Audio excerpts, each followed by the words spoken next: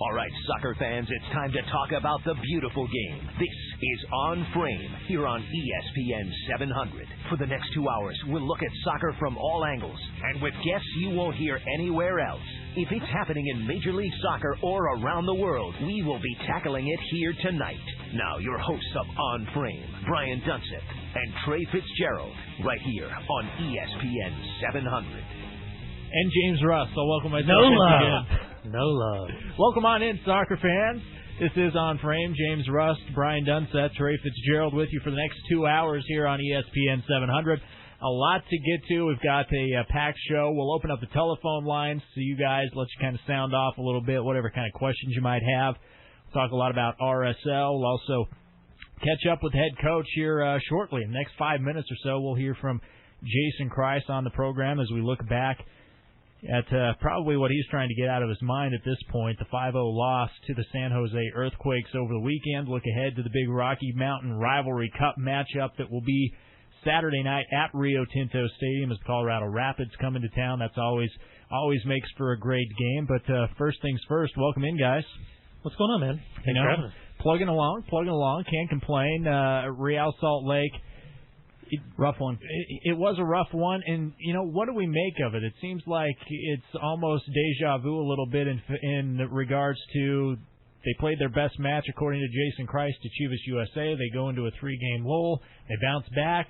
They get a 3-0 victory here at home versus the Portland Timbers, and then it happens. They go on the road and fall 5-0. When we've talked about the success of San Jose Earthquakes this season, a lot of it has come down to just pure work rate from what they've done up top. No Steven Lenhart. He was dealing with some concussion issues. It's going to be a while until he sees the field. They pair Chris Wondolowski up top with Alan Gordon, Rafael Baca underneath. You've got Chavez on the right with the speed. He's already had 8 assists on the season. Shea Salinas comes back in on the left-hand side for Romero Corrales, who had that red card.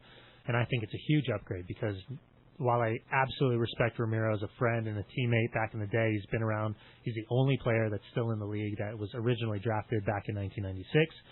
When you got a guy like Shea Salinas, you have the speed that matches Marvin Chavez. And then very quickly, San Jose's proven to do what Real Salt Lake has done historically over the past 3 seasons. That is defensively minimize chances to their opponent. Team defending, just a united front in terms of what they're trying to accomplish, the back four in front of John Bush. And they came out flying. From the opening minute, they put the ball in dangerous spots, whether that was Chavez getting down the right flank, whether that was Wando finding space in the box. Gordon does what Gordon does, which is a baby giraffe up top, just throwing his body around. And, it started 18 minutes in. Wando, you leave him unmarked in the box, he's going to punish you. And if I'm not mistaken, every single goal was inside the 18-yard box. Only 2 goals this season that San Jose has scored have come outside the 18-yard box. That just shows you how dangerous they've been. In a couple of those goals, it was more they got the ball in the box, some ricocheted around. Gordon had the rebound. Wando had one similar to that. But then even before they even got on the scoreboard, Wando had that chance as top of the 18-yard box. Wando trying to clear it out, and a poor header right to Wando and shot just wide. There was the one where Ramondo came off his line, came out, got big, made a save there. So RSL sluggish coming out of the gates, and it's hard, I think, for fans to understand why that might be the case when you're facing a team for the 3rd time in the season, and you're going to their stadium, a chance to get back and leapfrog the San Jose Earthquakes, and they came out a little bit flat-footed. And I know Jason Kreis in the post-game comments said, I don't understand why. And Coach Kreis is on the line right now. Let's go ahead and bring him in and get his comments and get his thoughts. Coach, let's look back. We appreciate you making time for us. Not trying to pour salt in the wound or anything, but looking back at the performance Saturday night in San Jose. You mentioned it in the post-game press conference, but just your thoughts on why you feel like your team didn't seem to be as amped up as maybe fans, or maybe amped up's not the right word, but looked a little flat coming out on Saturday. First, let me ask you a question. Are you sure you're not trying to pour salt in the wound here? just trying to cover all aspects, Coach. I know. I'm just messing with you. It's obviously been a very difficult couple of days for me trying to get past this. structure, and I think that unfortunately sports aren't like science and sports aren't math. There's not always going to be a reason or two or three reasons why things happen the way they do. Whatever it is, whatever it was, the players can't put their finger on it either. All of them have said to a man today that they were very, very excited for that opportunity to try to get some retribution with San Jose. There were so many reasons for us to be so ready for that game, and for whatever reason, we just weren't. We started out the game very flat. Never really got a foothold on things. I thought we could at least probably look forward to a better second half after a decent chat at halftime and everybody being on the same page. But then Beckerman gets ejected early, and everything's out the window. So all in all, it was a very, very forgettable night, and one that we need to move past here in short order. Jason, what's been your message to the team and internally in terms of, I guess, taking those first steps to move past it and to look ahead and obviously learn what you can from it, take whatever silver lining that may be there, and move forward? Well, I think, Trey, we've got to first of all be accountable. We've got to be men enough to hold up our hands and say, another poor performance on the season for us, and too many of those in a row. And we've just got to, I believe that there's one thing that's very true about our club, is that when we put forth the effort that is required, and when we are the team that looks like they want the game more, we get results 99% of the time. And I believe that this is still a league where there is no team that has so much talent that they're going to win games when they put forth 60 or 75% effort. So for me, the difference between a San Jose and the rest of the league right now, or at least the rest of the teams I'm seeing at the moment, is that they've got guys that just go out there and bust a gut every single play, every single minute of the 90 minutes. And that's the reason why they're in first place right now, and that's the reason why we're not. Jason, speaking about one of those players, Chris Wondolowski, 17 goals on the year, 16 last year over 30 games. He had 18 in 2010. A lot of people in the media, myself included, think that he possesses a lot of attributes that you had as a player in Major League Soccer.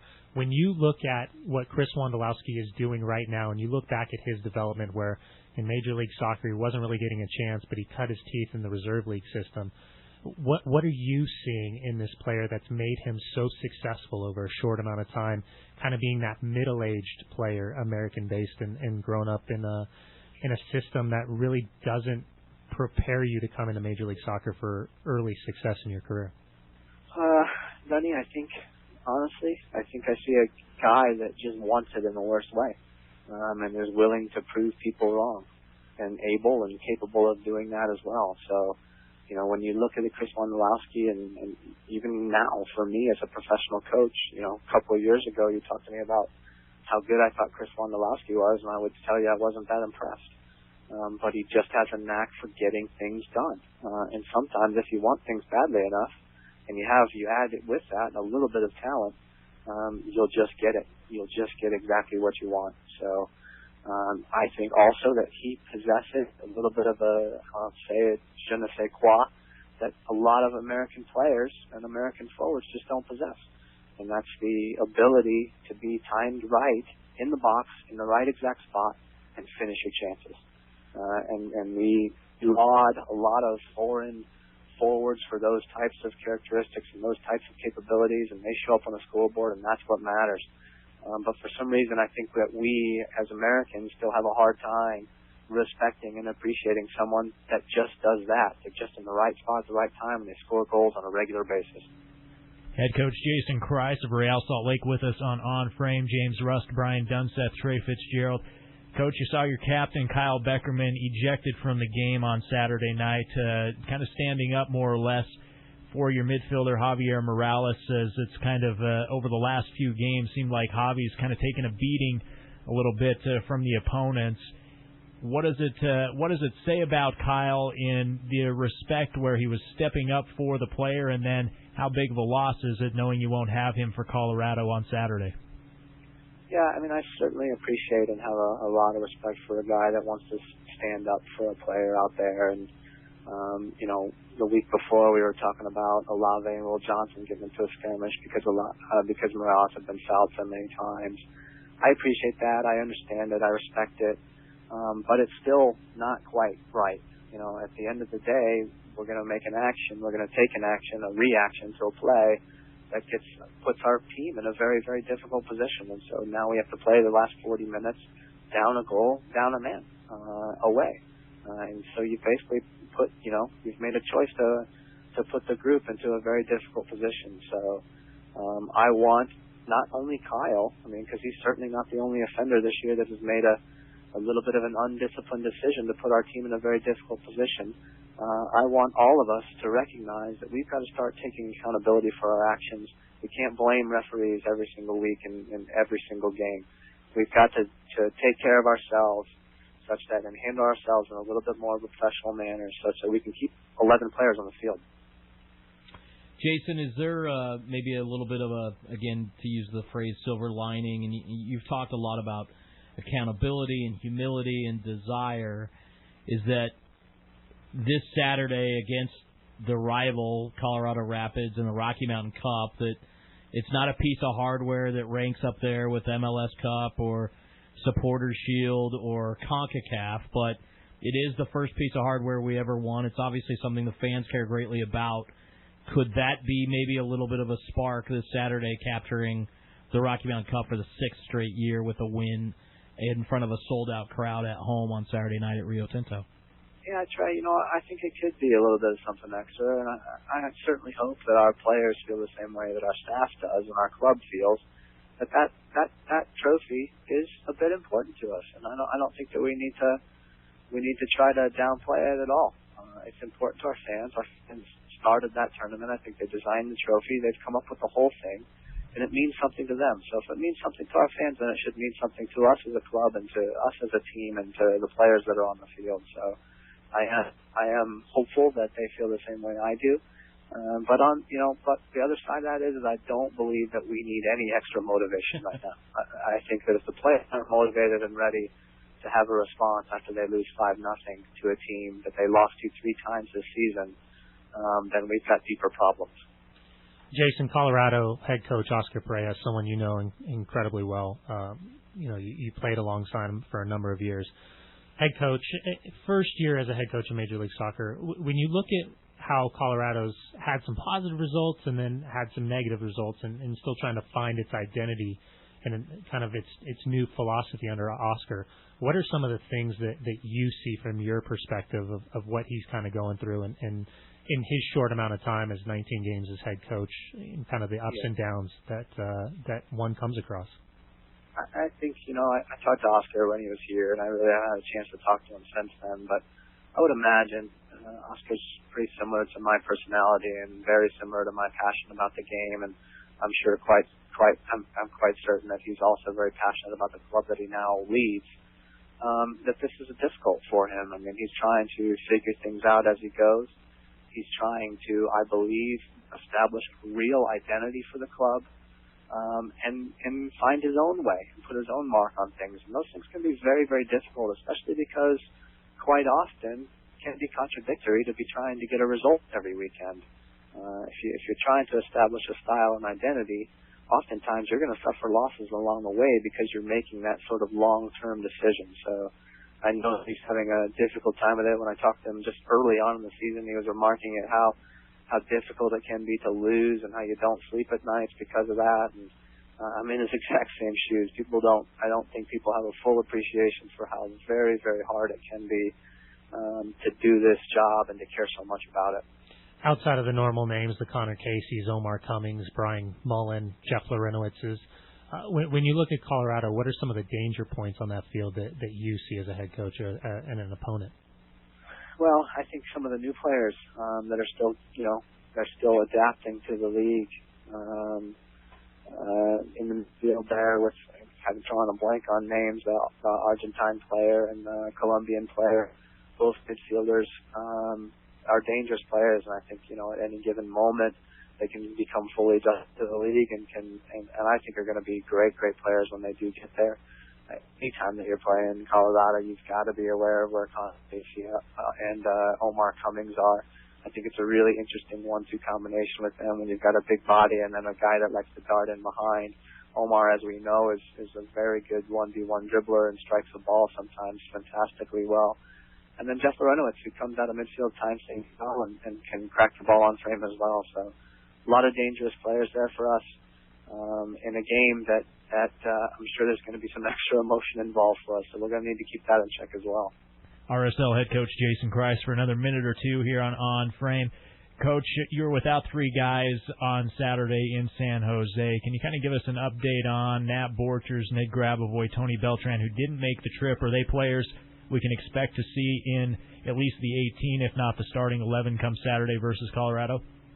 I don't want to use the word expect, but we are hopeful that those guys are going to come back healthy enough to be in consideration, and I think it's far too early in the week to say one way or the other on that right now.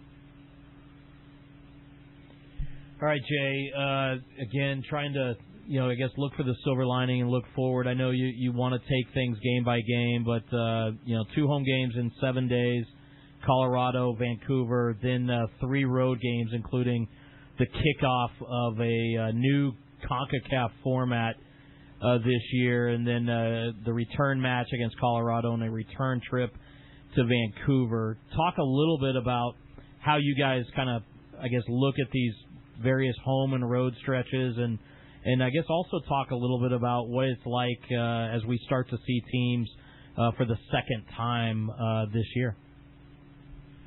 Yeah, Jay, I think you got it right. I mean, we're very, very focused on just this very first game right now. When you have a result like we did, I don't think that you're afforded the opportunity to put together game plans for 3-4 games down the road. We need a response this weekend. We need a performance. We need to get back on track. We need all of the details to be paid attention to. And once we do that, perhaps we can find ourselves in a better place to start thinking about 2-3 games down the road.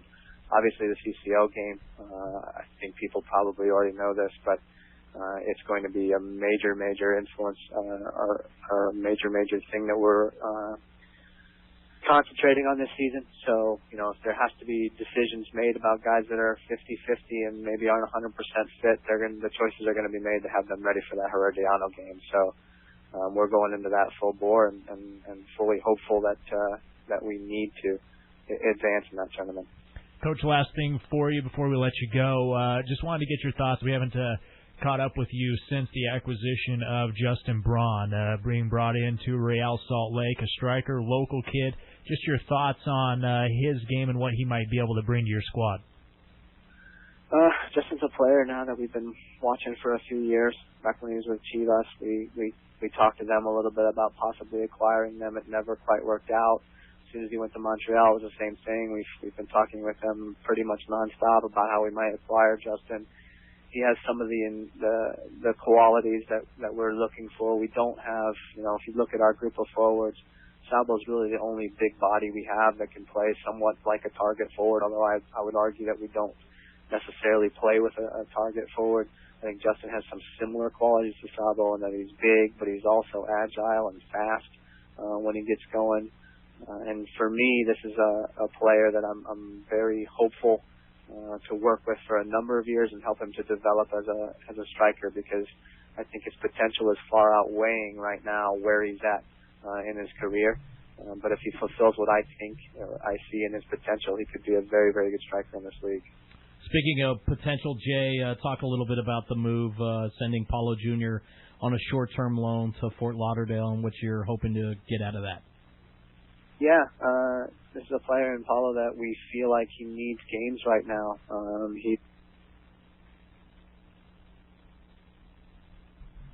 And he's gone.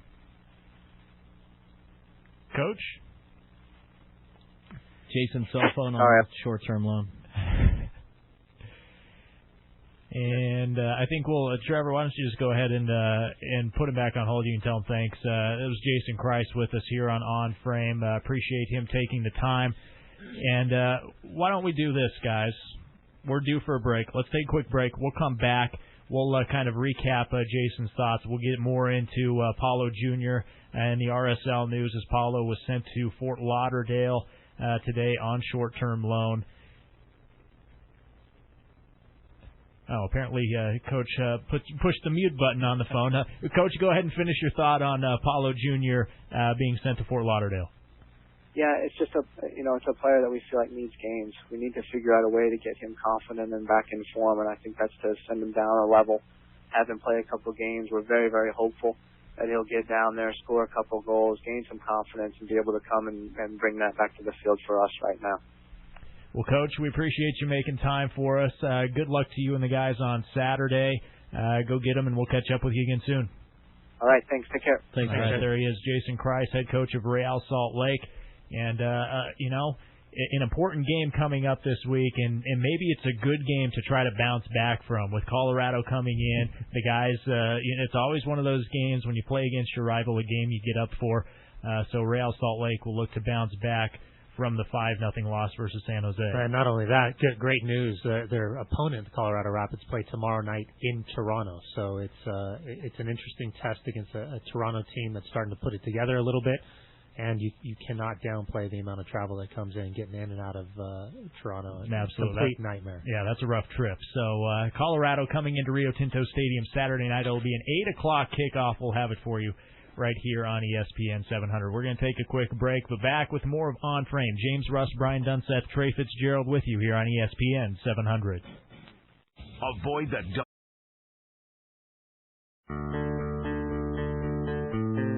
This is On Frame, Utah's only soccer insider show on radio. Now back to the boys on ESPN 700. And we welcome you back in. On Frame, James Russ, alongside Brian Dunseth and Trey Fitz-Gerald here on ESPN 700. We'll open up the telephone lines.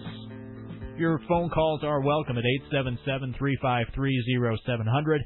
If you want to look back at the 5-0 loss for Real Salt Lake versus the San Jose Earthquakes, some questionable officiating, struggling on the pitch as far as play goes for Real Salt Lake, anything fair game, we can look ahead to Colorado or any other Major League Soccer news.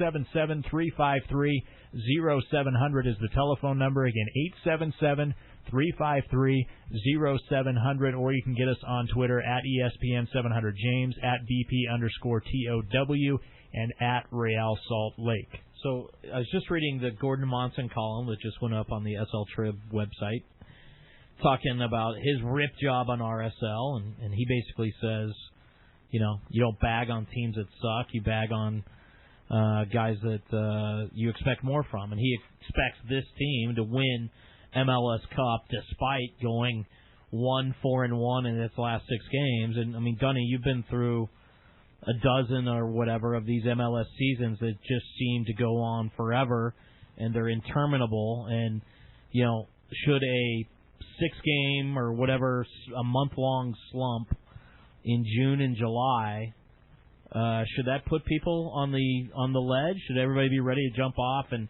in social media around the team, I'm seeing fire Kreis, trade Raimondo, cut Sabo, only people from Utah County blame the officials. I mean, I'm seeing all kinds of crazy stuff, and I think what we're searching for here is a little bit of perspective. I mean, is that game Saturday night a one-off, or is it a sign of decline, and do we need to blow this whole thing up? And I'm not advocating that.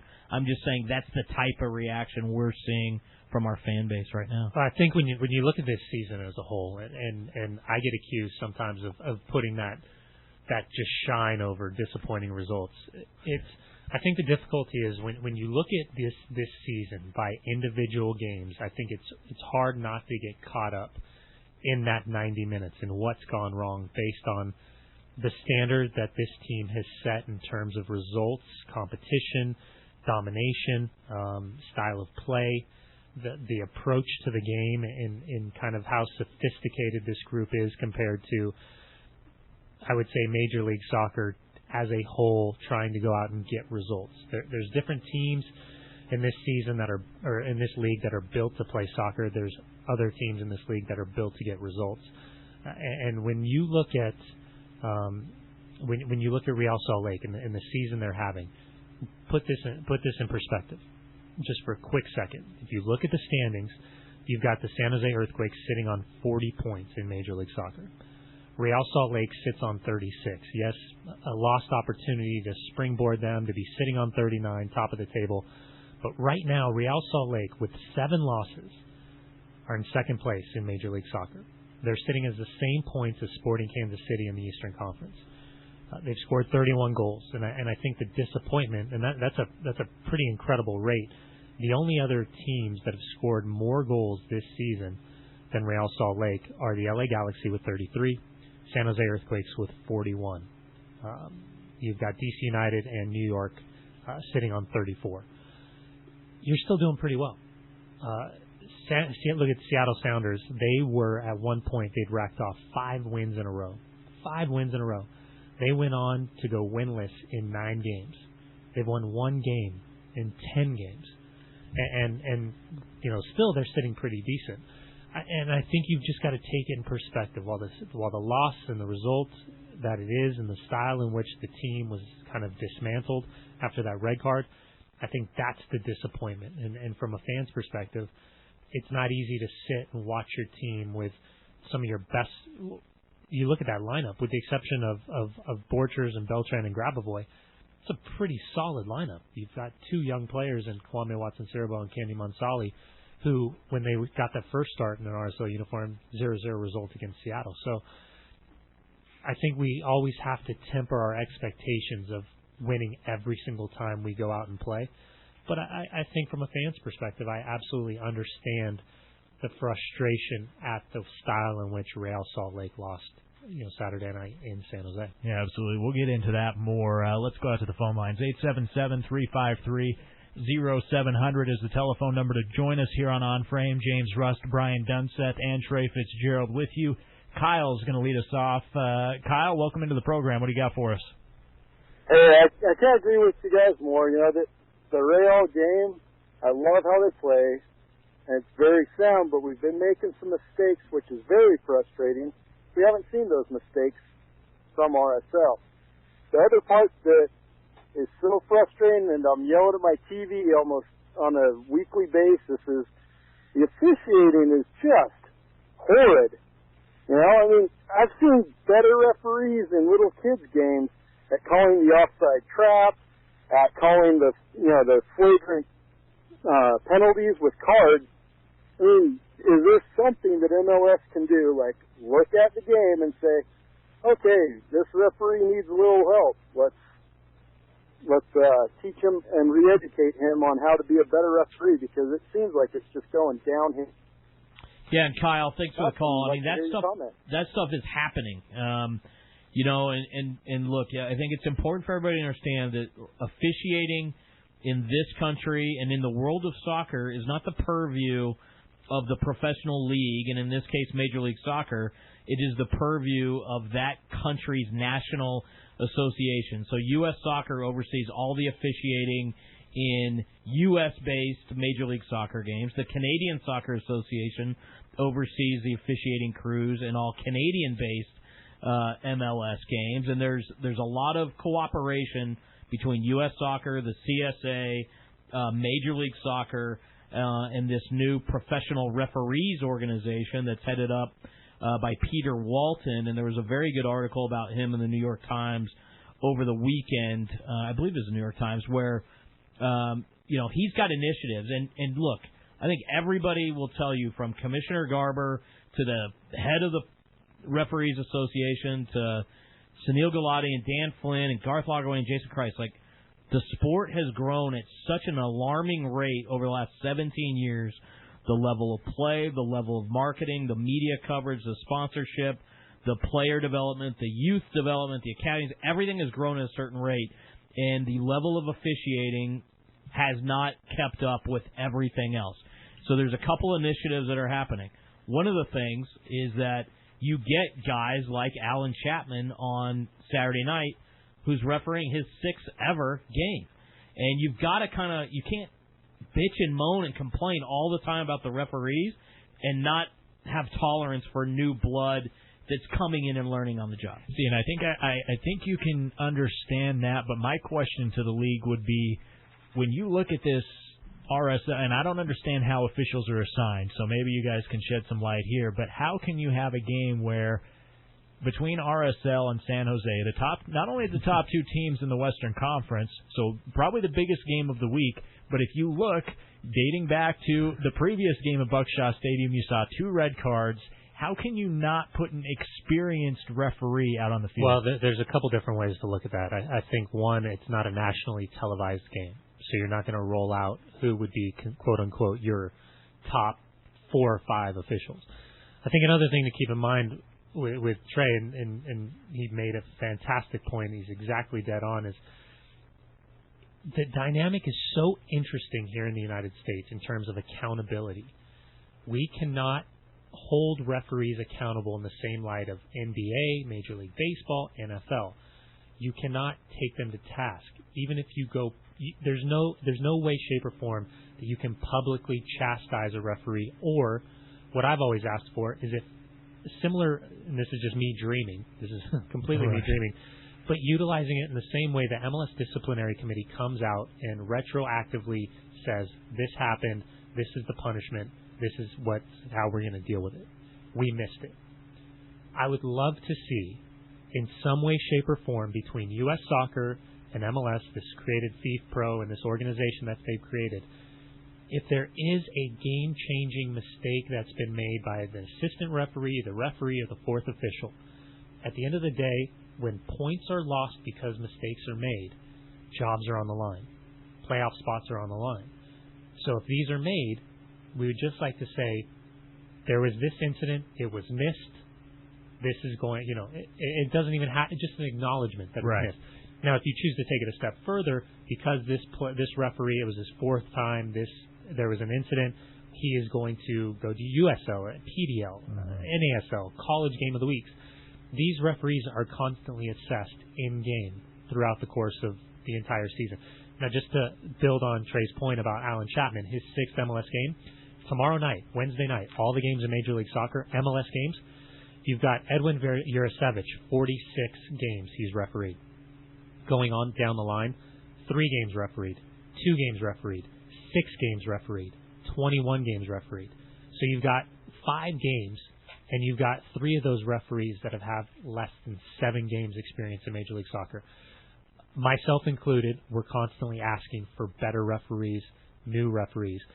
This is part of the dynamic of the Development Academy, the continued growth from U.S. Soccer in terms of their referees. We're getting that fresh blood. The problem is we're still seeing very similar mistakes, and we're not seeing that accountability, that high-level refereeing, and we're losing some of our best referees because they've been around forever, yet the mileage on their legs is getting more and more higher and higher. Their age is getting up there, and the athleticism, how dynamic this league is, the speed in which the play, the thought process, it's all getting faster, and our best referees are getting older. They're going in the opposite direction. So it's one of the most frustrating and difficult dynamics to kind of explain and still, as a fan, kind of have to deal with. Because, even us watching other games, we see it all the time. Yeah. Mistakes being made. I mean, Arne Friedrich, the German international, just got sent off for Chicago for a second yellow card that wasn't even close to being he didn't even commit the foul. So to be clear, happens. Like you said, that evaluation process is happening. It would be nice if there was a little bit more of a transparent nature to that process that would satisfy fans, players, executives, everybody, so that referees aren't just off in their own little cave figuring everything out. Yeah, no, and it's not to say that new blood is a bad thing, because it's like Dunny said, you've got to have these new guys coming in, and who knows, some of these young guys who've maybe only reffed a couple games, there's a good possibility that some of them could come on to be, the better side of it. You just need a little bit of experience, and that's going to take time. And I know we got to get out to a call, but it's also important that everybody listening to the show and everybody in our own communities, because that 12-year-old or 18-year-old kid that you're abusing on the weekend could develop into a good referee, but they're going to bail and not give Major League Soccer a chance at having his talented eye, because he's going to be tired of the abuse he's suffering at the hands of parents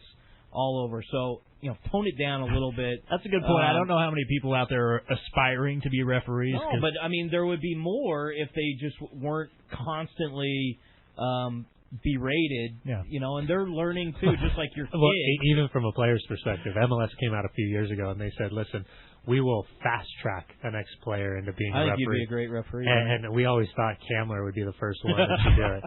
And everybody was like, nope, don't even think about it, because the amount of abuse that we dished out, I'm not sure that I give those guys a lot of credit, how they can stand nose to nose with some of these guys. All right, we're going to squeeze in a quick call, and then we got break.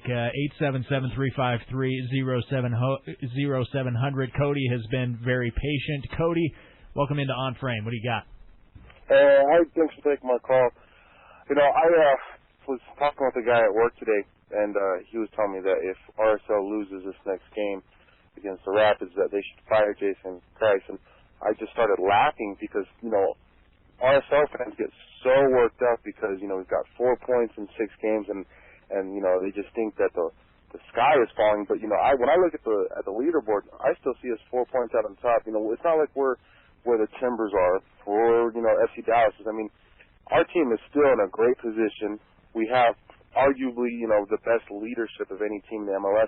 So to think that, we can't take the second half of the season and really, run with it is just, I don't know. I just hear all these fans that talk about how, right now, the form of RSL, we need to make some sort of changes. And I just think it's ridiculous. I mean, I look at our team, and I feel like to have only gotten 4 points in 6 games and still be in the position we are, when a lot of those games, we haven't been at full strength. We've been missing, Olave's been in and out. We've had multiple cards go against us. We've had multiple calls go against us. So to still be in the position we are after the last 6 games, and for people to be upset, it just doesn't make sense to me. I feel like people don't realize that, the MLS season is, arguably, soccer seasons are probably one of the longest, most grueling seasons in pro sports. So to not expect us to have a bad stretch in between that time, it just blows my mind how out of proportion I feel like some of these people are blowing this whole thing. Cody, to build on your point, the 2 teams that were in MLS Cup final last year, LA Galaxy sitting on 26 points, Houston Dynamo sitting on 28. So it's tough not to get caught up in terms of recent results, but the big scheme of things, we're a pretty fortunate organization considering the fact that if you were to throw out what would be perceived as the best starting 11, and I know Jason doesn't like to say that, but if you could pick your best 11, they've only started 2 games this season. Only once have they started back-to-back, and they only made it through the first 45 minutes because of a red card. So it hasn't been the easiest year, and some of the results have absolutely played in the favor because of the depth of the team. But I can understand why people are getting frustrated just based on the level of play we've seen historically from this club. 877-353-0700. Let's squeeze one more in. Chris is up next on Frame. Hey, guys. Couple points.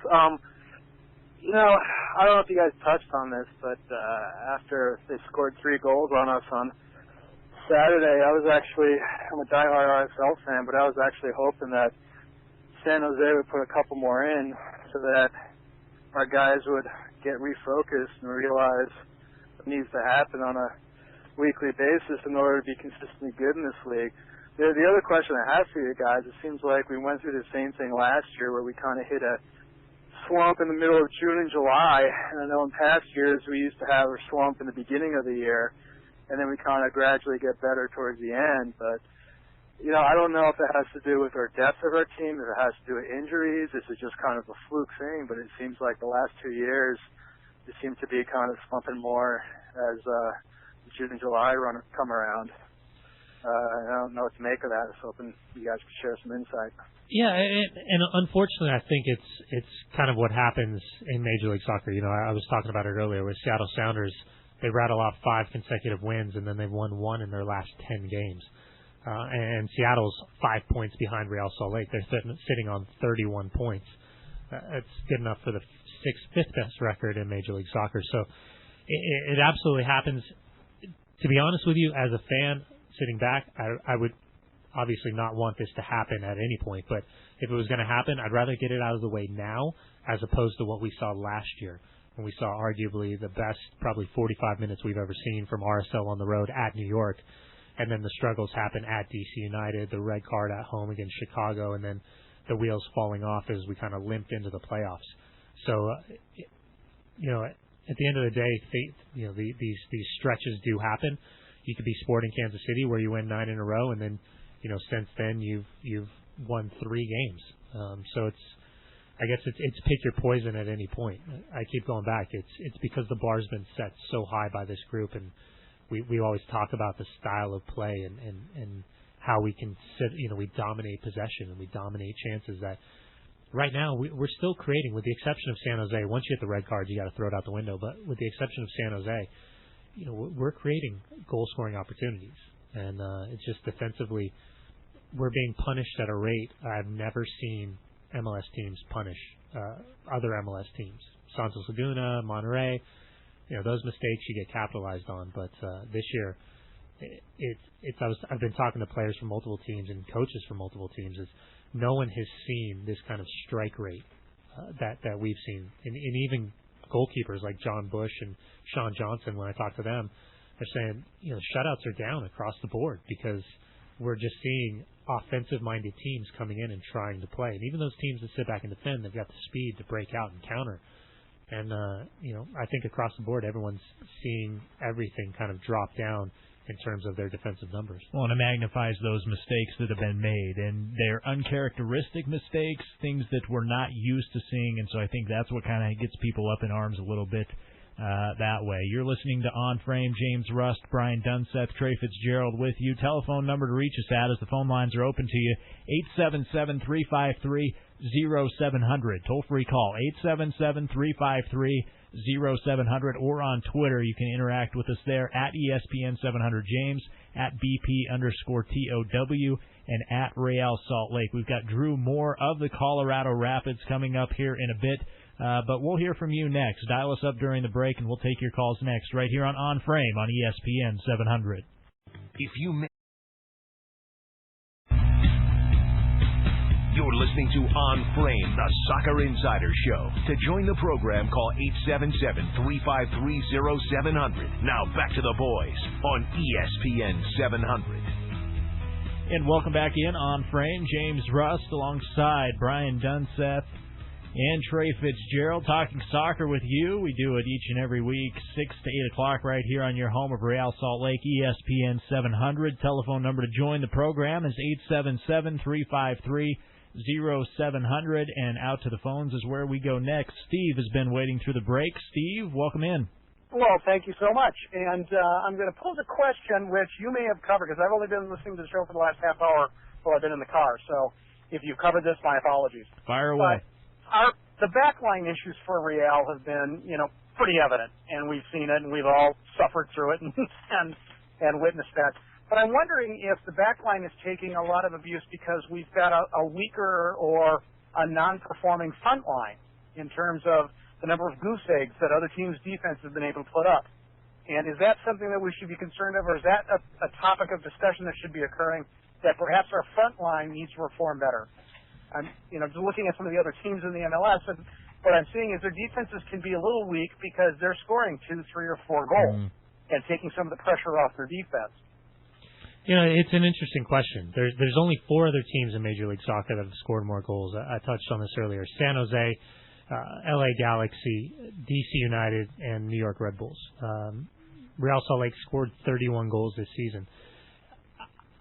Being a former defender, and I know what it's like, I've been on teams that have struggled to score. It's difficult because you always feel like you need your goalkeeper to come up with that one huge save a game. You need one of your defenders to come up with that really tough tackle. Yeah, perfection's kind of a must, basically. Yeah, and when you make a mistake, it's a glaring mistake. And that's the life of a striker, and that's the dynamic of being a defender and a goalkeeper. Is that you can. I always used to joke with Jeff Cunningham about this.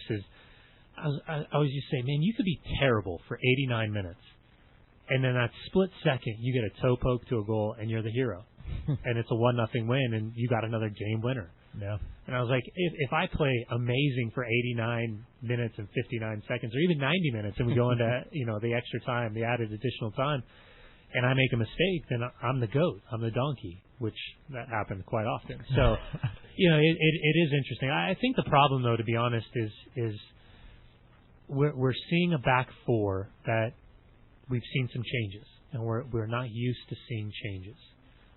especially from Borchers and Olave. Remember, I think people forget coming into the season that Borchers missed, I want to say, maybe the first 6 games of the season, something like that, while he was coming back from his quad issue. Homison was paired up with a couple different guys. Schuler's still out. Yeah. Well, and Borchers is out. And that's a big Beltran's thing. out. Chris Schuler has been out, this team is sub 500. And that's what's caused all those issues in the back line where you have Wingard and center back, or maybe you're bringing Homison or Nat back earlier than you normally would have had you had them there. And, the other question kind of related to what the caller asked, we're seeing teams punish, but we're not punishing other teams' mistakes. But at the end of it all, Real Salt Lake still leads the league in shutouts. We're tied with Vancouver with 9 clean sheets on this year. So, that's just a little bit of perspective for everybody that wants to jump on. And I think that's one from a fan's perspective. It's one of the most maddening aspects. Is here you have 9 shutouts on the season, yet when you give up goals, you're giving up goals in bunches. In bunches, yeah. And you're kind of seeing that breakdown, and it's almost from a confidence, from a fragile confidence standpoint. It's like when you give up that first goal, it's just coming at us, and that I think that's one of the most difficult things to deal with defensively. Just trying to get back to those basics and be consistent with those basics. Hour number 1 of On Frame is in the books. Coming up in hour number 2, Drew Moor of the Colorado Rapids. Stay tuned right here on ESPN 700.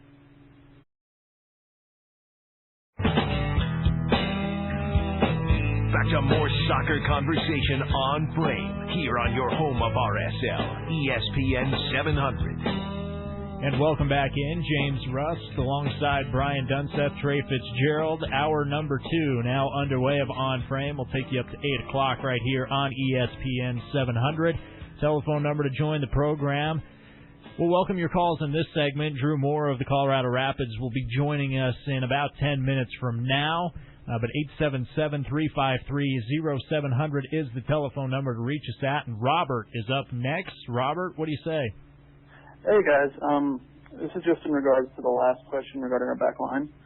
I noticed when we first got Mansali and Kwame, they were put in with Borchers without Olave, and everything just clicked. Passes were going back and forth, and we just dominated possession again. And on Saturday night when they came in, they were paired up with Olave and no Borchers, and there was just no communication. Passes were just going left and right. I'm wondering if it's something to do with the way that Olave plays compared to Borchers, because when they're together, they're great. But without Borchers, there's not that connection really. Is this something that the team could probably work on with more training, or what do you guys think about that? Well, I don't think it's it'd be mind blowing to say that Nat Borchers is a very tactically aware center back. Homison, he has attributes that a couple other players in the league has. Marvell Wynn is another style Homison in terms of his recovery ability, his speed, his physical strength. The thing with Nat is what Nat does so well is he reads the game in a certain style. His vision, his understanding, his tactical presence. I'm not taking anything away from Homison whatsoever. It's just one of the reasons why Nat has been so incredibly successful as a central defender in Major League Soccer. It's that he reads the game very well. He puts himself in good starting spots. And he puts himself in those good starting spots because he's just not physically able to get away with not being in those starting spots the same way Homison is. So, it's one thing I didn't think about that example. That's the first time I have thought about it. But I absolutely did notice right off the bat that Nicky Raimondo was having conversations not only with Kwame and Homison, but also Chris Wingard on that right-hand side. It just seemed from the get-go that something was a little off. And it was a little bit of a different dynamic as well with Nat playing on that left-hand side of the central defense. You kind of split those two new players up, so you have that some type of familiarity with what you're trying to accomplish, what the philosophy is. Whereas on Saturday night, you had Kenny and Kwame sitting next to each other. So a little bit of a different dynamic. But, for as much as we're trying to take apart what went wrong with Real Salt Lake, I think we also have to do justice with what San Jose's been doing right. And it's not just to Salt Lake. They've been doing it all season long to every team in Major League Soccer. And they're a very, very good team. And Real Salt Lake learned a tough lesson. And I think what's more disappointing than anything, even the result, is that this season San Jose has taken 9 points out of 3 games from Real Salt Lake. First time since 2008? 2007. Chivas USA? Yep. Chivas USA. So it's I think that's the most disappointing thing about in the big scheme of things is 9 points with the team that's right now sitting 4 points ahead of you. That's what's going to hurt. That's going to haunt you down the road. Yeah. Right. Especially for a team that's not in CONCACAF Champions League. Yeah, for sure, and that's a good point because there's extra games for Real Salt Lake that they're going to have to play. But, Dunny, what does it maybe do from a player's mentality? If you didn't hear yesterday, Nat Borchers on the Bill and Hans show told us the next time we play San Jose, he guaranteed a victory over San Jose. Now, what kind of mentality does it do for a player when you say, you hear the term in sports, it's tough to beat a team, in this case it would be 4 straight times. So, as a player, if you were to run into San Jose in the playoffs, because they're done meeting in regular season, if you were to hit them in the playoffs, what do you think the mentality of these players for Real Salt Lake, what would their mentality be? I mean, the motivation's there. And I think Jason made a good point. If you can't get up playing the top team in Major League Soccer at their place, that's something that's got to be internal. You have to have that internal fortitude that when you get that opportunity, you make the most of it. I would rather win. I'd rather beat them in the playoffs than, if I had the choice, lose 3 games or knock them out of the playoffs. But absolutely, it's easy to say that now. So we'll see when we kind of get closer to the end of the season where we're standing. But listen, it's going to be hard to see. Real Salt Lake make it to MLS Cup final without coming across San Jose at some point. So it's going to be interesting. Listen, motivation's there. You lose 3 consecutive games to a team that has publicly acknowledged they've modeled themselves after. Mm-hmm. That right there says enough. From a motivation standpoint for Real Salt Lake. You're tuned into On Frame. James Rust, Brian Dunseth, Trey Fitz-Gerald with you. You can interact with us via Twitter at ESPN 700James, at BP_TOW, and at Real Salt Lake. Aaron York tweets in, do you think one of our worst losses ever was due to at Rob Stone on Fox calling the game? Loved him, by the way. Totally his fault. Totally his fault. Dunny, you were in the booth with Rob. Poor Stoner. He was like, really? That's what happens? I come to my first game in a long time, Major League Soccer, and I get stung for 5? Yeah. No, Stoner's a good guy. He was super excited to be a part of it. He was actually hoping he could be a part of the game this weekend. Unfortunately, his schedule is kind of getting complicated with Fox. He's got a bunch of international friendlies coming up as well as getting ready for Champions League and the start of the EPL. So we were very, very fortunate to have him. He's a great dude. He's for how good he is as in a professional standpoint, he's even a better human being. He's one of the best people you can possibly. He's kind of like that JP Della Camera. You don't come across those guys too often in this business. So it's pretty cool to be able to get him, and Trey did a good job being super proactive and reaching out and making sure that he could step in for the broadcast. Yeah, so big thanks to Rob Stone filling in as Bill Riley was out of the booth. And, looking ahead, I mean, obviously kind of a joke tweet there. No love lost for Rob, but just one of those situations where Real Salt Lake didn't come out and play their best soccer. So we look to turn the page. Let's talk about the weight of expectations, though. This team has been excellent when people do not expect anything from them, when they have their backs against the wall.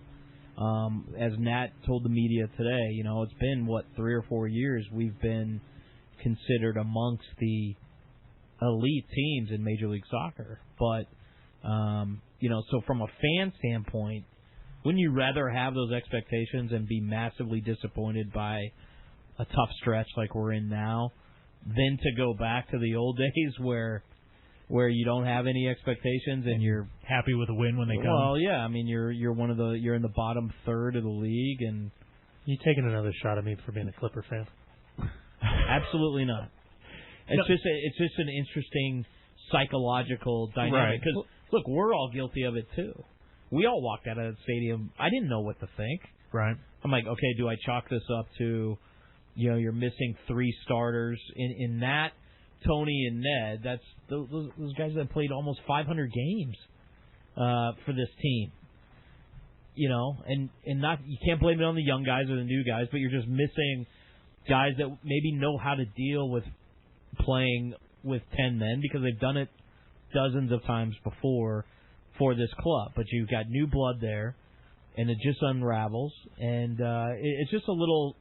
I still don't know what to think, and I guess only time will tell. Is this game a blip on the radar, or was it a signal of something bigger? But I think it's. Listen, when you're down 1-0 and you take a red card in the 51st minute or 57th minute, you have to, and Jason does this at home. You have to make adjustments, and that doesn't just mean substitutions. You have to make adjustments to give yourself the best opportunity to get back in that game, to get that goal. We saw it in the beginning of the season when came out in the second half and Kyle got that tying goal. Then we saw another red card, and then it ended up in added extra time, and we saw 2 more goals. Right. You can't look at the 5-0 loss. I'd rather lose 5-0 once than lose 5 games 1-0. Right. Because you went for it. Jason made the adjustments to try to get this team back on. Once you go down 6 minutes later to 2-0, Gordo gets that goal. The deflection comes back, right place, right time. That's when you got to say, okay, the gates might open up, but you still got to give yourself a chance to get back into it. Yeah. So is it?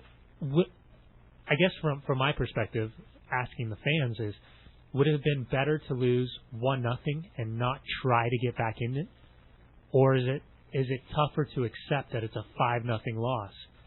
Well, that's certainly the headline grabber. But exactly. What? Getting back to what you were talking about earlier, what I'm lamenting, as I give perspective about, hey, we're still on pace for our best ever 58 points, and there's still 13 games. There's 39 points available. It's the 6 points that we gave away to LA and San Jose. The players at practice were talking about those games today. Yeah. Those hurt more than a 5-0 loss does with extenuating circumstances. Right, and to Dunny's point, I mean, the alternative of going down 2 goals, it does you absolutely no good to kind of bunker down and try to defend, because you're at that point you've basically waved the white flag and said, well, we're not coming back, so it doesn't matter. So in that respect, you can give credit to Jason Kreis for at least pushing things forward, taking some chances, and in a sense it backfired, but in a sense not really, because that was the result you were going to end up with if you didn't try. And if Kwame or Kenny or Luis Gil or any of these guys are better off for having gone through that fire, then maybe that pays off. Well, and listen, it happened on Sunday as well. DC United down at Houston Dynamo. Ball up over the top. Robbie Russell doesn't stay with his man. Bill Hemy comes off and just wallops Matt Conji. They ended up losing 4-0. 4-0. And they lost Robbie Russell long-term injury. So these games happen. There's no way to sugarcoat it. It doesn't get any better than seeing a 5-0 result on the table. It just is what it is. The question is the response. And now going into the weekend, you're facing a team that's coming off a game tomorrow night in Toronto, who's struggling, who's won only 2 games all season long on the road, and you're going to have to do it without your captain. And we'll see, Jason's saying he's hopeful on Borchers and Beltran, and it'll be interesting to see, with Paolo Jr. going on loan, how that affects maybe potentially the availability of Justin Braun coming off the bench and what he does with a week's full training underneath his belt with the team. So it's a lot of question marks, and I think not only from the outside looking in, but also from the inside looking out. Yeah, we'll turn the page next. Look ahead to the Colorado Rapids. They'll be in town for an 8 o'clock kickoff Saturday at Rio Tinto Stadium. This is On Frame. James Rust, Brian Dunseth, Trey Fitz-Gerald, and joining us next will be Drew Moor of the aforementioned Colorado Rapids right here on ESPN 700. What makes ESPN? This is On Frame, Utah's only soccer insider show on radio. Now back to the boys on ESPN 700. And welcome back in On Frame. James Rust, Brian Dunseth, Trey Fitz-Gerald. Efforting Drew Moor of the Colorado Rapids. Hoping to have him on the program here shortly, looking ahead as that's the next opponent for Real Salt Lake. Saturday night, 8 o'clock kickoff, 7 o'clock pregame right here on ESPN 700. And, guys, I'm looking at it as we await the telephone call from Drew. This Rapids team, Dunny, what do you make of them coming in? It's been a struggle of a season. They've won 1 of their past 7 games, 1-6 in their last 7 games. And this was a team that, in past seasons has been one of those teams that you had to look out for. I think a lot of it comes down to Pablo. Pablo Mastroeni. He's been dealing with. I don't want to use the word concussion because I think now people are getting in trouble for going to the concussion word so quickly. But he's dealing with some issues that I'm hopeful he can come back from. It doesn't sound good. They just put him on the DL for a long term. But I think that was a big loss. This is a team that started off, pretty quick this season. It took a while. Connor Casey coming back from his Achilles injury. Omar Cummings is one of the fastest players in the league. Oscar Pareja as a head coach, getting his first gig after being involved with the FC Dallas Youth Academy and all these young players coming through FC Dallas. He was pretty much responsible for. And it's just a team that's kind of hit a wall trying to figure out its identity, the style of play in which Oscar is kind of presenting to them. There's no doubt they're a talented group. They're not scoring at the clip that we're used to seeing them score. And, any report that you read coming out of Colorado is just kind of what we've seen from Real Salt Lake recently is, they make some mistakes defensively and they're punished for those mistakes, and it ends up being the big difference in the game. Well, they could be inspired by going back to Toronto where they won MLS Cup in 2010, and I know it's a different team, but a lot of the same guys are still around, and Danny Koverman's going down with a huge injury. Yeah, that's ACL injury. He's out big for the deal rest for of the tomorrow because it seems like Mariner finally has guys at least fighting for each other a little bit, and they have a little bit of a competitive spirit. They lose Kovermans. They ship out De Guzman, which was an interesting deal. But not really that interesting. Much like we saw. It's always interesting when a $1.6 million player gets tossed aside for some young kid. But also, if you talk about Julian De Guzman, I mean, he's really been embattled since he's been up there because of the size of his contract, because of that $1.6 million, and he's been a guy that doesn't necessarily want to be the leader in the locker room or in the public realm. Just wants to be a player, but he's also a player coming out of contract. So much like Sebastian Letou in that trade for Dane Richards and allocation money, you start getting in those interesting little clips and dynamics of Major League Soccer, and can we instantaneously get results as opposed to do we hold on to a guy who already knows he's leaving at the end of the season? Joining us now, Drew Moor of the Colorado Rapids, as Real Salt Lake will welcome the Rapids in on Saturday. But, Drew, we can look ahead to Saturday's game. You guys, you've got one before you come into Salt Lake tomorrow night in Toronto. We welcome you into the program. I appreciate you making time for us. How do you kind of, looking ahead, I mean, obviously you guys don't want to look ahead, so how important is it for you guys to pick up a victory? It's been a bit of a struggle for you as of late, picking up a victory in Toronto tomorrow night. Yeah, definitely. Thanks for having me on, guys. Obviously, tomorrow night is another big game. We've hit a bit of a rough patch the past couple weeks, losing some tough games, some games that, we felt that we shouldn't have lost. We should have at least got maybe a point here and there in some of them, and maybe the full 3 points in some of the games where we didn't get anything, and that's always tough, obviously on the psyche and the confidence. But tomorrow night in Toronto, could be a good game to get us back on track. They've been playing pretty well here the past couple weeks after a very rough start, and anytime we can get some confidence before we head into Rio Tinto is always a plus, obviously. Drew, before you came on, we were talking a little bit that you guys might be inspired by going back to BMO Field where you won MLS Cup back in 2010. And then you could also be inspired, I guess, by a Rocky Mountain Cup match against your biggest rival. Talk a little bit about those two things as motivating factors for you guys this week. Yeah, definitely. Over the course of a long season, which I feel like MLS is it's a tough season. It's a grind, and anytime you can find motivation at different places you go at different points of the season, it's always a good thing. And the last couple of times we've come to BMO, where we had a great night back in November 2010, where we won a championship. It's fun to come back and to remember those times and stuff. But obviously we have a game, and we have 3 points to go out and get on the table that are extremely important right now, especially at this time of the season.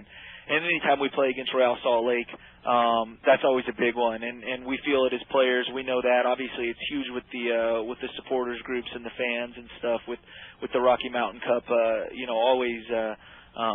always something that both sides want to win extremely.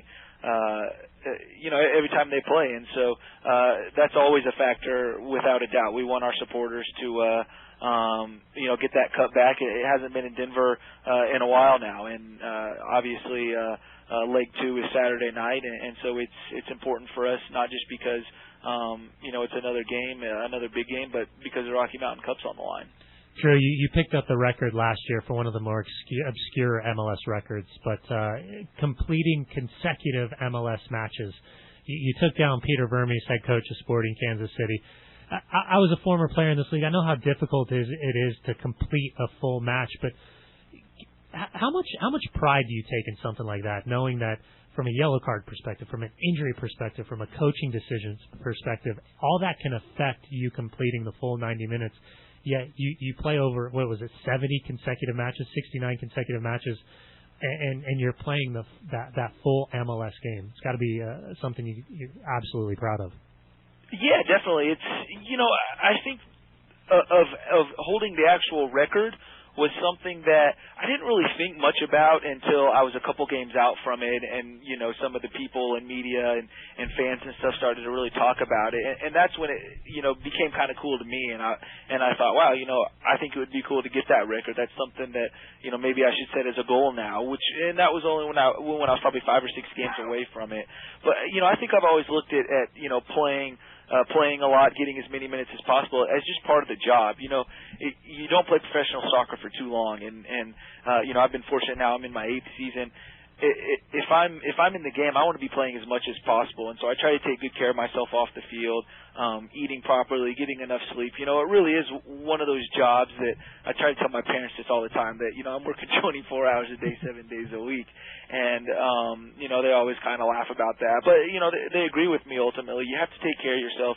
You have to give yourself every possible opportunity to be at 100%, for every game that you play in, and so that's something I have taken a lot of pride in, and I want to play as many minutes as possible. I want to be able to help my team, and there are times where I feel like, hey, if I can help my team best this game by sitting out or by watching a game or by coming off the field, and that's what's best for the team, then that's what I want to do. But fortunately that hasn't happened too often the past couple of years, and I feel like I'm playing as well at this point in my career, maybe the past couple, the past like 9, 10, 11 months, at the top of my game so far, and I want to continue to do that and help my team out as much as possible. If that's on the field, then great. If it's off the field, then great.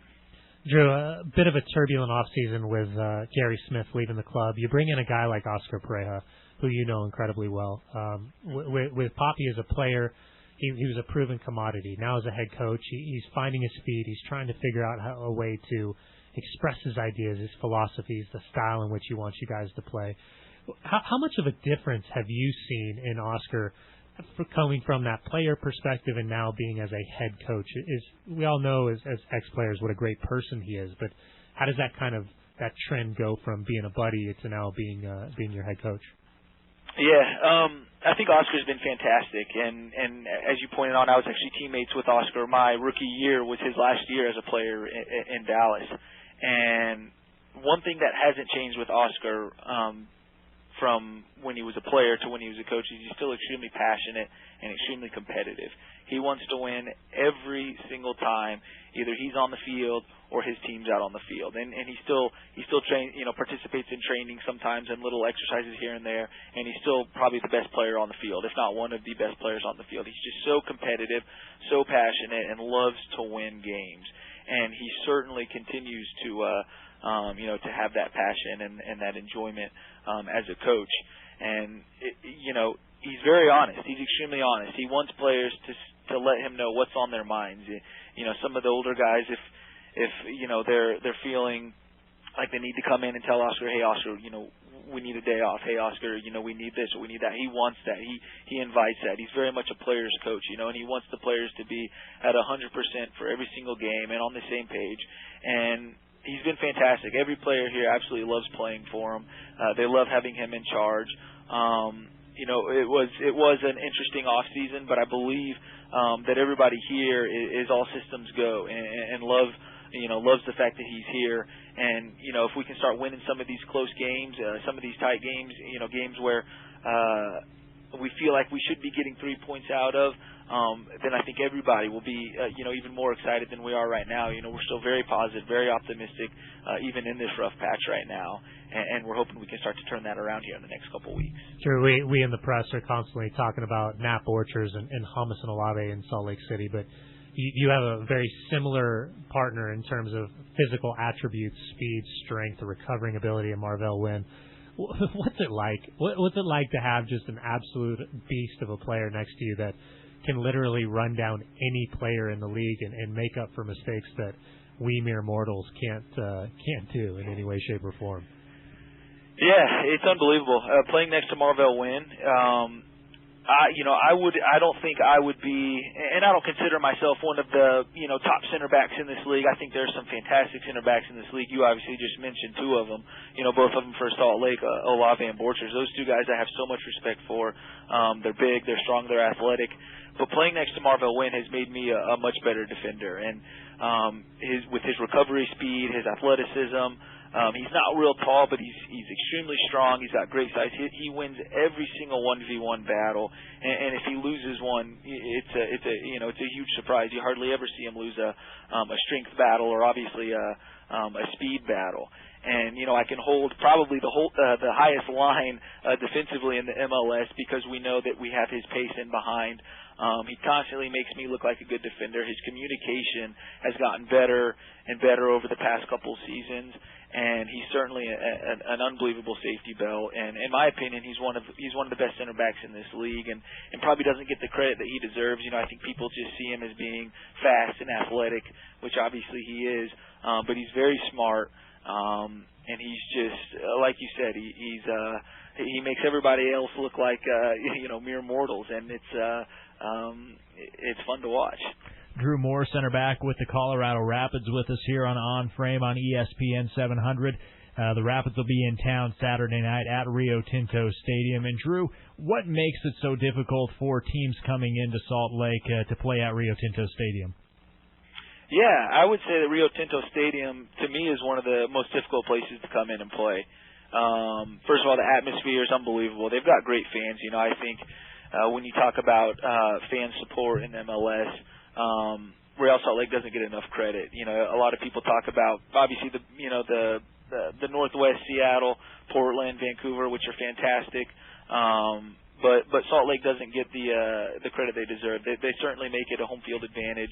I feel like especially when we come into town, and it's almost like not fun at times. You see coins, you see batteries laying around on the field, and that's uncomfortable. And obviously they play great soccer. They're a good team. They had that long streak at home for I don't even remember how many games it was where they didn't lose a game. And it's just a tough place to go in and get points. And obviously, being with the Rapids the past 3 seasons, I've experienced that firsthand. And it's something that every team wants their home stadium to be a fortress, and we're certainly the same way. But we want to come in this Saturday and hopefully turn the tables on them and get the 3 points, especially with the way things are going recently. But yeah, it's certainly an extremely difficult place to play.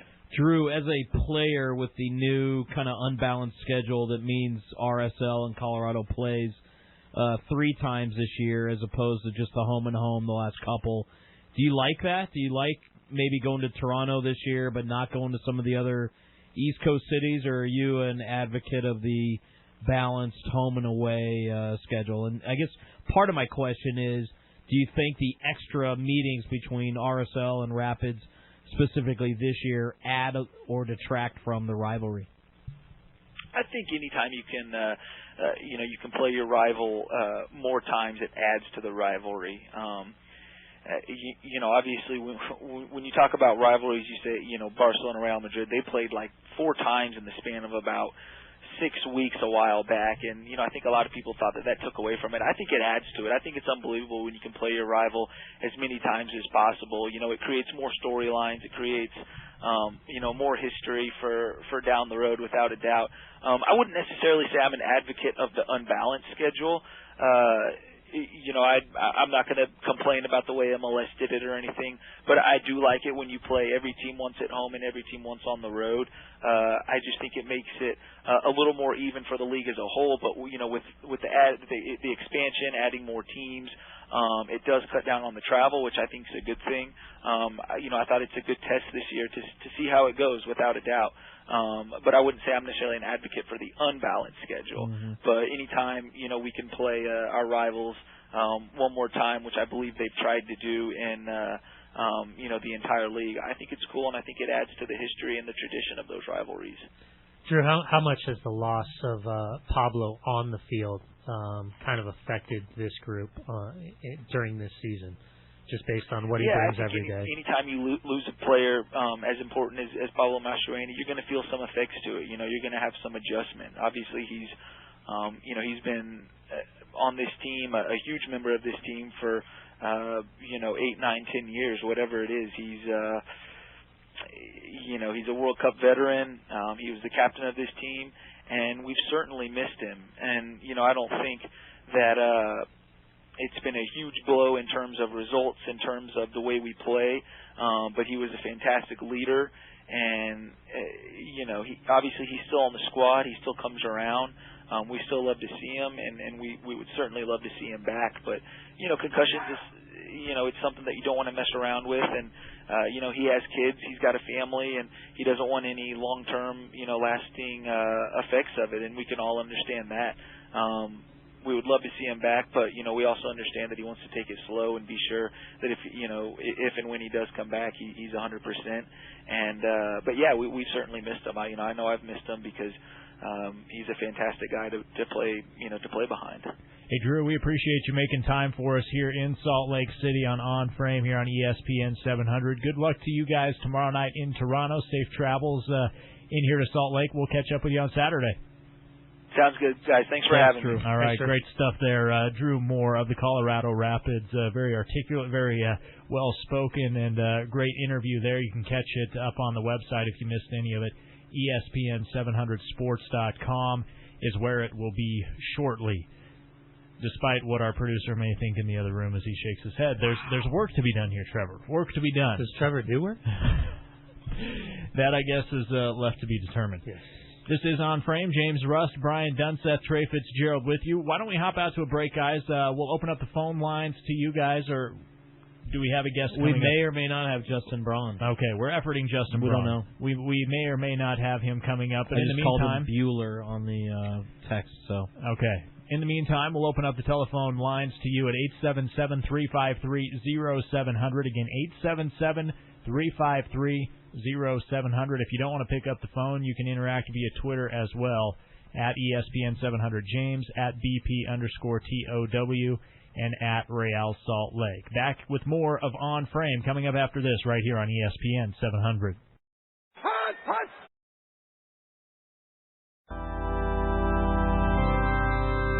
You're listening to On Frame, the Soccer Insider Show. To join the program, call 877-353-0700. Now back to the boys on ESPN 700.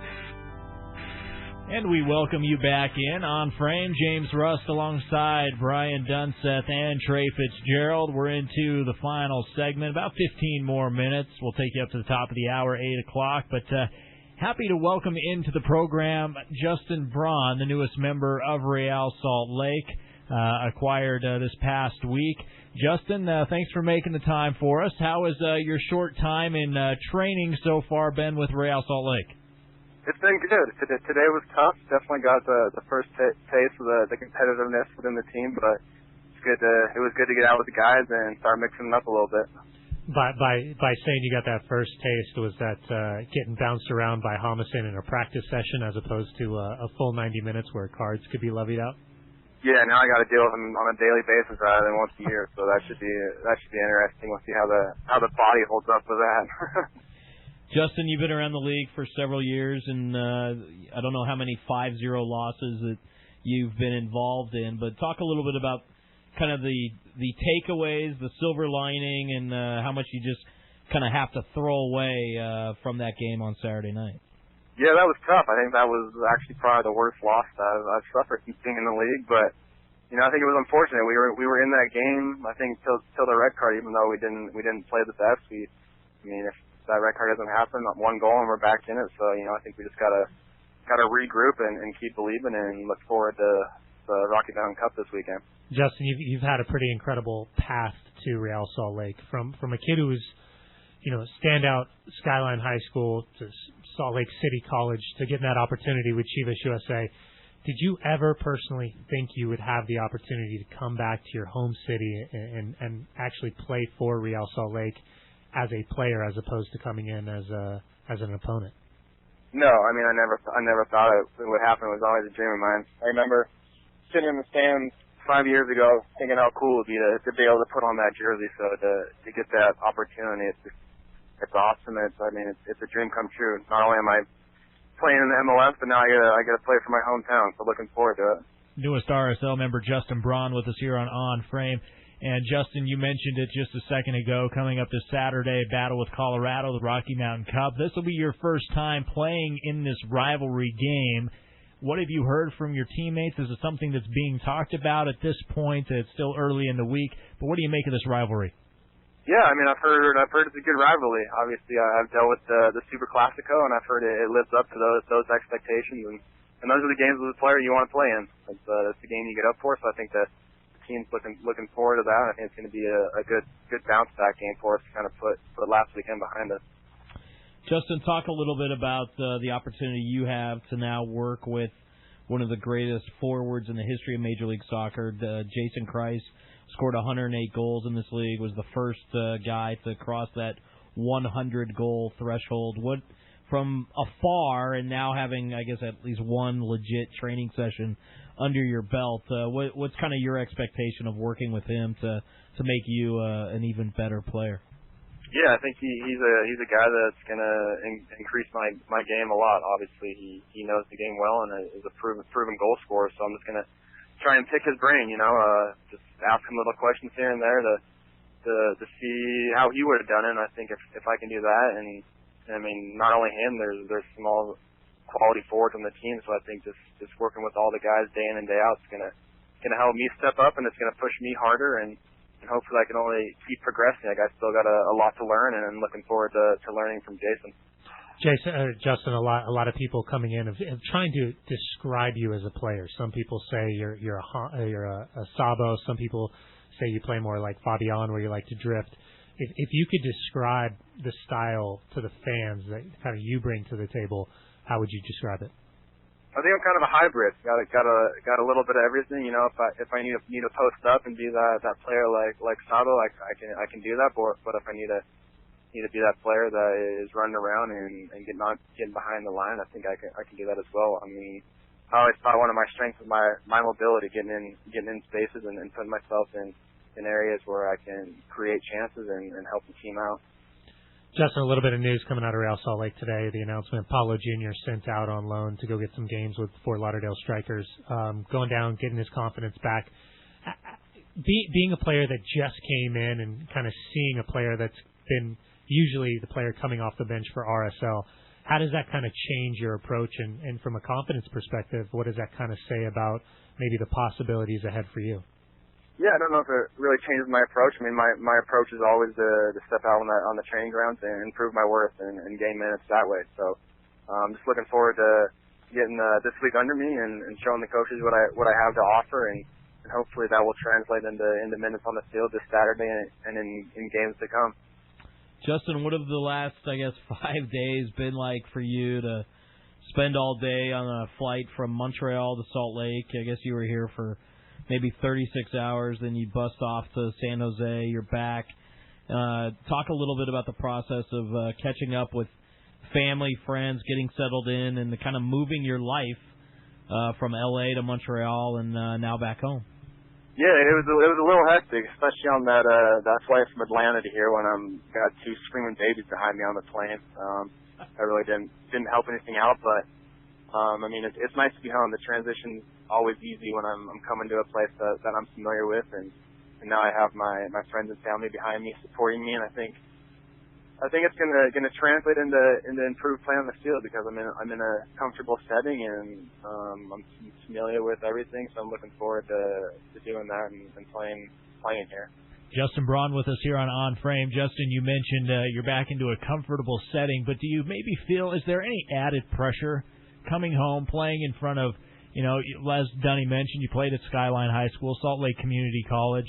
It's well documented that you're the lone Major League Soccer player from the state of Utah playing in the league. Is there any added pressure you feel playing for the hometown team? Yeah, I do. I kind of feel like I'm going to be under a little bit of a microscope there. I think a lot of people are going to be there judging me, but that's something that I like to have. I like to have pressure on myself, and I think no one's going to be able to put more pressure on me than myself. I'm my hardest critic, so that makes it easy coming into a situation like this. And I think the positives of playing here are going to outweigh the negatives as far as that aspect of having that extra pressure. Yeah, I'll take away James's negative question and bring it into a positive. Hey, come on now. I appreciate that. Just for a second, not to blow smoke up, but how cool is it to be, to be the one kid from Salt Lake City to have the opportunity to play for Real Salt Lake? Joey Worthen, Adam Acosta, Todd Miller have all played in the league, with the exception of Todd Miller. Both had opportunities with Real Salt Lake, but now you become that guy that kids can kind of aspire to and have the goal to say, I want to be like that guy. It's not here for the Utah Jazz, but it's here for Real Salt Lake. And how do you go about that kind of opportunity to build those relationships for a place in Salt Lake City that really historically doesn't have that professional soccer background or even that big Division I college background? Now you have that ability to kind of develop that youth to be that guy that these young kids aspire to. Yeah, I want to be someone that they can look up to, someone that they can see that has put the work in and has paid off. I think a lot of kids can use that as far as, it's the old saying, you can kind of do whatever you put your mind to, and I think that's something I always believed I was going to be able to do this, and for a Utah kid where you don't see a lot of people go to the next level with that, it kind of gives the kids hope, and I'm looking forward to getting out in the community and working with the kids and helping out in any way I can to help their dreams come true and to help them keep moving forward and progressing. Hey, you're off to a good start. You picked the right number, my man. That's what I hear. I hear a legend wore that back in the day in Salt Lake, so that was one of the reasons. Ian Joy, is that who you're talking about? Justin, in fear of asking any more negative questions, we'll cut you loose and look forward to seeing you out on the pitch for the first time in that RSL jersey. Hopefully this Saturday as you guys take on Colorado. Good luck to you and the boys, and we'll see you soon. All right, thanks, guys. Appreciate you having me. Thanks, right. Justin. There you go. Justin Braun with us here on Frame on ESPN 700. James Rust, Brian Dunseth, Trey Fitz-Gerald with you. And, thanks for throwing me under the bus there, Don. You deserved it. It's not trying to be negative. You deserved it. No, it was a justifiable question. Pressure, or do you feel it? And I liked his pride. I liked his response. He said, "You know what? I like the pressure. Bring it on. Bring it on." He's a good kid. I'm happy for him. It's a kid I've known for a long time, and for a while I was telling him he shouldn't be a part of Real Salt Lake because I think historically how good this club's been up top. Robbie Finley, Yeromov Sisian, Sabo, Fabiano Spindola. Yeah, it's tough to crack. We've seen young players that were very talented not be able to stick on and because of the opportunities were incredibly limited. So, Justin coming in, 24 goals instantly brings him to number 3 in the goal-scoring depth on this team behind Sabo and Fabian. So a great option up top. And very quickly, Jason has the opportunity to kind of go big the way San Jose does with Alan Gordon and Steven Lenhart. He put Sabo and Justin up top, and They can definitely bang with any defender in MLS. One more question surrounding Justin Braun, then I want to get to your thoughts on Kyle Beckerman being named to a 6th straight All-Star team. But a tweet coming in from Randall, just what kind of, knowing Justin, what kind of personality does he bring into this team? He's a hard worker. He's going to buy in.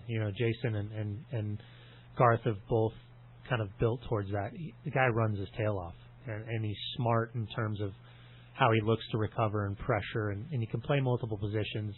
In a pinch, he can play wide. That's where he was playing in college, where he got his first look. But because of his size, he's that guy you want to ping balls into because he's so big, and he can battle with the best of them. So I think he's going to surprise some players, and hopefully he starts out quick. And there's no doubt that he creates goal scoring opportunities. I think, like every American player, it's just about finishing those opportunities. If you're joining us late, just tuning in, maybe missed the news earlier today, a couple RSL news and notes that we'll kind of end with here. Paulo Jr. sent on loan to Fort Lauderdale, a short-term loan. They haven't necessarily given the dates as to how long he'll be down there, but just a chance for him to get some experience. Yeah, and it's look, Paulo's from that area.